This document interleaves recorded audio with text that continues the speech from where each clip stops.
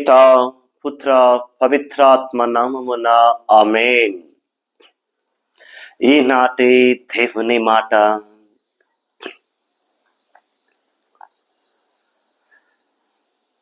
లూకా శుభవార్త 6వ అధ్యాయము 27, 28, 31 వచనాలు చదువుకుందాం. కానీ మీతో నేను చెప్పున్నది ఏమన్నా, మీ శత్రువును ప్రేమింపుడు, మిమ్ము ద్వేషించు వారికి మేలు చేయుడు, మిమ్ము శపించు వారిని ఆశీర్వదింపుడు, మిమ్ము బాధించు వారికై ప్రార్థింపుడు. ఇతరులు మీకు ఎట్లు చేయవలనని మీరు కోరెదరో అట్లే మీరు ఇతరులకు చేయుడు. ఇది క్రీస్తు ప్రభుని సువిశేషము. క్రీస్తువా మీకు స్తుతి కలుగునుగాక. ప్రభుని నమ్మినటువంటి బిడ్డలారా, ఈనాడు మనము ఒక ప్రత్యేకమైనటువంటి వాక్యాన్ని వింటూ ఉన్నాం. ప్రపంచము మునుపెన్నడు విననటువంటి వాక్యము, లోకము మునుపెన్నడు చవి చూడనటువంటి వాక్యము, మనుషులెవ్వరూ ఇంతకు ముందెన్నడు చెప్పనటువంటి పలకనటువంటి మాట ఈరోజు యేసయ్య నోట మనం వింటూ ఉన్నాం. ప్రభుని నమ్మినటువంటి బిడ్డలారా, దేవుని యొక్క వాక్యం ఈరోజు యేసు ప్రభు మనతో మాట్లాడుతూ అంటున్నటువంటి మాటను చూద్దాం.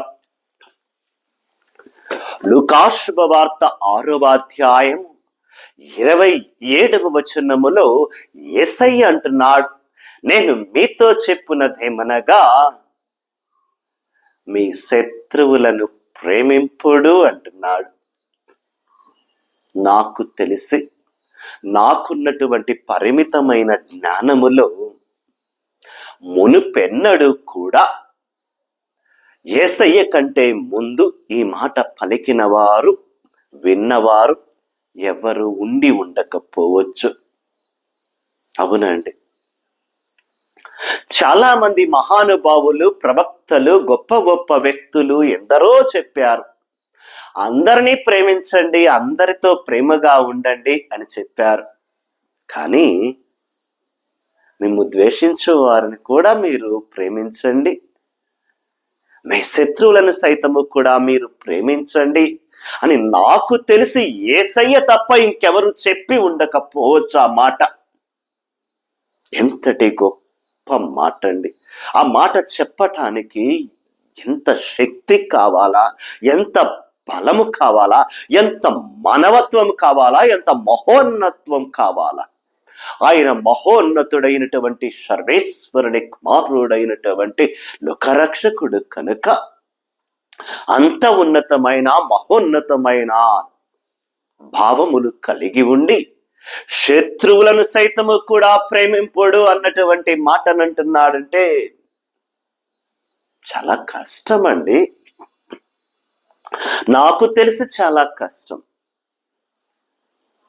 మనల్ని ఇష్టపడే వారిని ఇష్టపడడమే, మనల్ని ప్రేమించే వారిని ప్రేమించడమే కష్టం.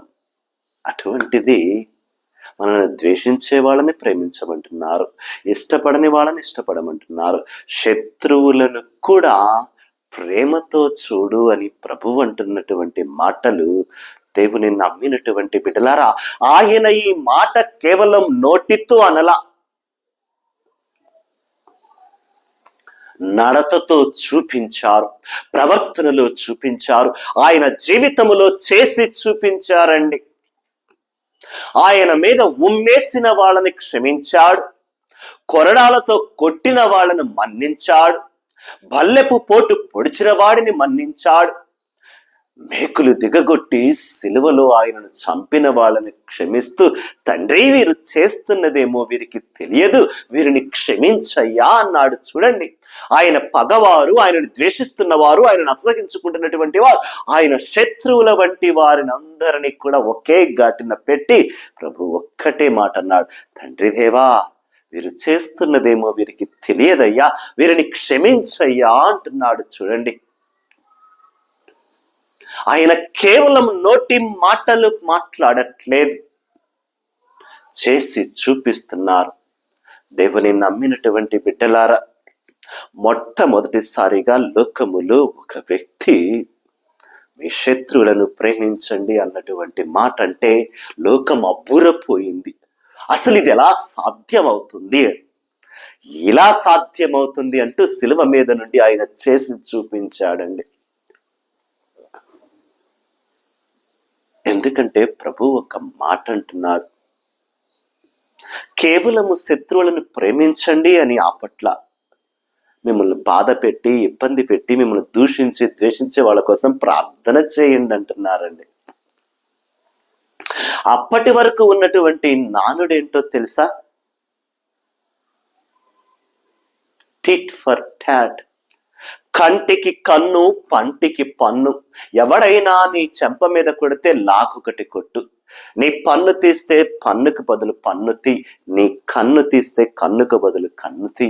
నిన్నొక దెబ్బ కొడితే ఇంకొక దెబ్బ కొట్టు, ఒక మాట అంటే రెండు మాటలను. ఇది ప్రజలలో ఉన్నటువంటి నానుడి. దాన్ని మారుస్తూ యేసయ్య ఈ రోజా నీ శత్రువులను ప్రేమించు, నిన్ను దూషించు ద్వేషించు వారి కోసం ప్రార్థన చేయి, అందరూ బాగుండాలని కోరుకో అంటున్నాడు. ఎలా సాధ్యమయ్యా యేసయ్యా అంటే ఇలా సాధ్యమంటూ చేసి చూపిస్తున్నాడు. మీరు దేవుని నమ్ముకున్నారు కనుక ఇతరుల కంటే మీరు ప్రత్యేకంగా జీవించాలి. లేకపోతే భగవంతుని నమ్ముకోనటువంటి వారికి, యేసయ్యను నమ్ముకోనటువంటి వారికి, నమ్ముకున్న మీకు తేడా ఏంటి అంటున్నాడు. అవునండి, తేడా ఏంటి అంటున్నాడు. వాక్యంలో చాలా చక్కగా ప్రభు అంటున్నటువంటి మాట లూకా శుభవార్త 6వ అధ్యాయం 31వ వచనములో ప్రభువు అంటున్నటువంటి మాటను చూస్తే వాక్యములు మనకు అర్థమవుతుంది. ఇతరులు మీకేమి చేయాలని మీరు కోరుకుంటున్నారో మీరు అది ఇతరులకు చేయండి అని. ఇదే మాట మత్తయి సువార్త 7వ అధ్యాయం 12వ వచనములో కూడా ప్రభువు అంటున్నాడు, పరులు మీకేమి చేయాలని మీరు కోరుకుంటున్నారో మీరు అది పరులకు చేయండి. అంటే వాళ్ళు మీతో మంచిగా ఉండాలనుకుంటున్నారా, మీరు వాళ్ళతో మంచిగా వాళ్ళు మిమ్మల్ని ప్రేమించాలనుకుంటున్నారా, మీరు వాళ్ళని ప్రేమించండి. వాళ్ళు మిమ్మల్ని ఇష్టపడాలనుకుంటున్నారా, మీరు వాళ్ళని ఇష్టపడండి. వాళ్ళు మీకు సాయం చేయాలనుకుంటున్నారా, మీరు వాళ్ళకి అందించండి. మీరు ఆపదలో కష్టంలో ఉన్నప్పుడు వాళ్ళు మీకు అపనహస్తం అందించాలని మీరు కోరుకుంటున్నారా, ముందుగా మీరు కూడా వాళ్ళకి అపనహస్తం అందించండి. ఇతరులు మీకేం చేయాలని మీరు కోరుకుంటున్నారో అది మీకు ఎవరమైనా మనల్ని ద్వేషించాలని కోరుకుంటామా? వాళ్ళందరూ నన్ను అసహించుకోవాలా, వాళ్ళు నన్ను తిట్టాలా, వాళ్ళు నన్ను దూషించాలా, నన్ను అవహేళన చేయాలా, అవమానించాలా, నిందల పాలు చేయాలా, నన్ను తన్నాలా, కొట్టాలా, దూషించాలా, ద్వేషించాలని ఎవరమైనా కోరుకుంటామా అండి? మరి వాళ్ళు అలా చేయటం మనకిష్టం లేనప్పుడు మనం వాళ్ళకి చేసినా కూడా వాళ్ళకి కూడా నచ్చదు కదా. ఇతరులు మనల్ని తిడితే మనకు నచ్చనప్పుడు మనం తిట్టడం కూడా వాళ్ళకి నచ్చదు కదా. ఇతరులు మనం కొట్టడం మనకి నచ్చనప్పుడు మనం కూడా వాళ్ళని కొడితే వాళ్ళకి నచ్చదు. ఇతరులు మనల్ని అవమానించడం, మన గురించి చెడుగా మాట్లాడడం మనకు నచ్చదు కదా. అంటే మనం చెడుగా మాట్లాడినా వాళ్ళకి నచ్చదు కదా.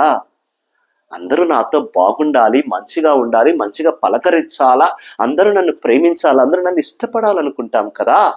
అదే ఇతరులు కూడా కోరుకుంటారు కదా. అదే ప్రభు ఈ రోజు అంటున్నారు, బిడ్డా వాళ్ళు నీతో ఎలా ఉండాలని అనుకుంటావో, వాళ్ళు నిన్ను ఎలా ప్రేమించాలి, ఎలా ఇష్టపడాలి, ఎలా అభిమానంగా ఉండాలని కోరుకుంటావో నువ్వు కూడా వాళ్ళతో అలాగే ఉండు బిడ్డా అంటున్నాడు.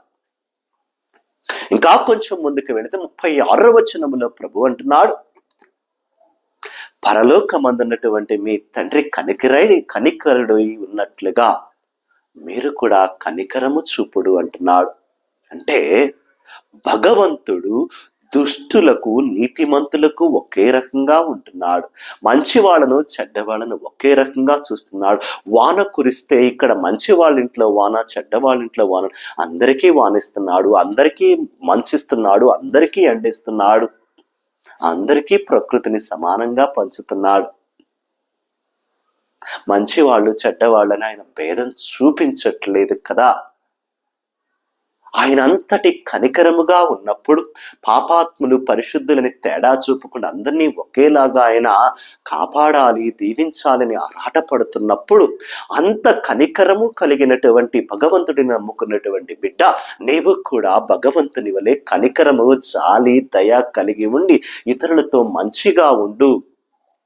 మంచి వాళ్ళతోనే నీవు మంచిగా ఉండు, చెడ్డ వాళ్ళతో నీవు మంచిగా ఉండకపోతే నీ ప్రత్యేకత ఏంటి?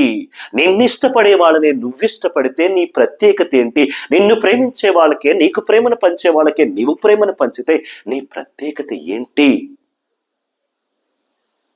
ఇతరులు కూడా అలాగే చేస్తారు కదా. నీవు దేవుని నమ్ముకున్నటువంటి బిడ్డవు కదా, నువ్వు యేసయ్య బిడ్డవు కదా, మరి ప్రత్యేకతగా ఉండాలి కదా. భగవంతుడు ఏ విధముగా కనికరము కలిగి ఉన్నాడో నీవు అలా కనికరము కలిగి ఉండు. భగవంతుడు నీ ఎడల అలా జాలి దయను కలిగి ఉన్నాడో నీవు ఇతరుల పట్ల అలా జాలి దయను కలిగి ఉండు. భగవంతుడు ఏ విధముగా నిన్ను ప్రేమిస్తూ ఉన్నాడో ఇతరులను నీవు అలా ప్రేమించు. నీవు తప్పు చేసిన ప్రతిసారి భగవంతుడు ఏ విధముగా నిన్ను మన్నించి క్షమిస్తున్నాడో నీవు ఇతరులను అలా మన్నించి క్షమించు బిడ్డా. ఇదేనండి ఈరోజు భగవంతుడు మన నుండి కోరుతున్నది. ఎంత గొప్ప వాక్యము బిడ్డలారా.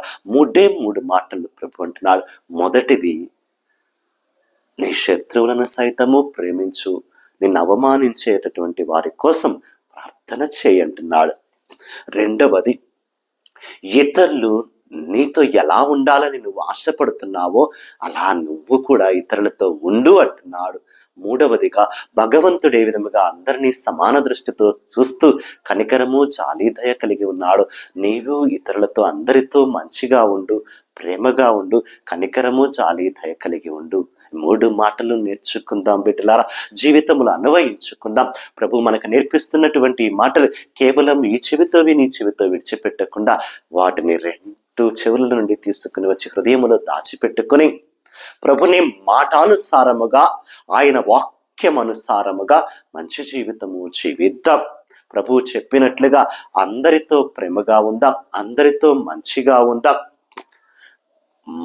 అందరూ మనతో బాగుండాలి, మంచిగా ఉండాలి, మనల్ని ప్రేమగా పలకరించాలని కోరుకుంటున్నట్లుగా ఇతరుల పట్ల కూడా మనము ప్రేమగా ఉందాం, సంతోషముగా ఉందాం, అందరినీ పలకరిద్దాం, అందరితో మంచిగా ఉందాం, మంచి జీవితాన్ని జీవిద్దాం, ప్రభు మెచ్చే జీవితము జీవిద్దాం. అందుకు కావలసినటువంటి శక్తిని, దైవానుగ్రహాన్ని దయచేయమని ఈనాటి ప్రార్థనలో ప్రభుని అడిగి వేడుకుందాం. కళ్ళు మూసుకుని నాతో పాటు చిన్న ప్రార్థనలో పాల్గొండి. పరిశుద్ధుడు, ప్రేమామయుడైన యేసు ప్రభువా, నీకే స్తుతులు, స్తోత్రములు, వందనములయ్యా. ఆయా గొప్ప వాక్యాన్ని ప్రపంచం మునుపెన్నడు చూడనటువంటి, లోకము మునుపెన్నడు ఎరగనటువంటి గొప్ప వాక్యాన్ని, శత్రువులను ప్రేమింపుడు అన్నావు, అందరితో ప్రేమగా ఉండు అంటున్నావు, నేను ద్వేషించే వారి కోసం సైతము కూడా ప్రార్థన చేయంటున్నావు. అయ్యా, ఇటువంటి మాటలు మునిపెన్నడు లోకము ఎరగలేదయ్యా, ఎప్పుడు వినలేదయ్యా. ఇటువంటి గొప్ప వాక్యాన్ని మాకు అందించావు. కేవలము మాటల ద్వారా కాకుండా నీ చేతుల ద్వారా, నీ జీవితము ద్వారా నిరూపించి, క్షమించి, అందరినీ ప్రేమించి మరీ చూపించావు. నీకు స్తుతులు, వందనాలు తెలియచేస్తూ, అయ్యా, ఇంతవరకు మేము ఈ వాక్యాన్ని పాటించకుండా చెడుదారిన వెళ్ళినట్లయితే క్షమించమని నీ పాదాలు పట్టుకుని బ్రతిమాలుతూ, నీవలే మేము కూడా కనికరము, జాలి, దయ కలిగి ఉండి ఇతరుల పట్ల ప్రేమగా ఉండినట్లుగా కావలసినటువంటి శక్తిని మాకు దయచేయమని యేసు ప్రభుని పరిశుద్ధ నామమున అడిగి వేడుకొనుచున్నాము తండ్రి. ఆమేన్. పితా, పుత్ర, పవిత్రాత్మ నామమున ఆమేన్. God bless you all.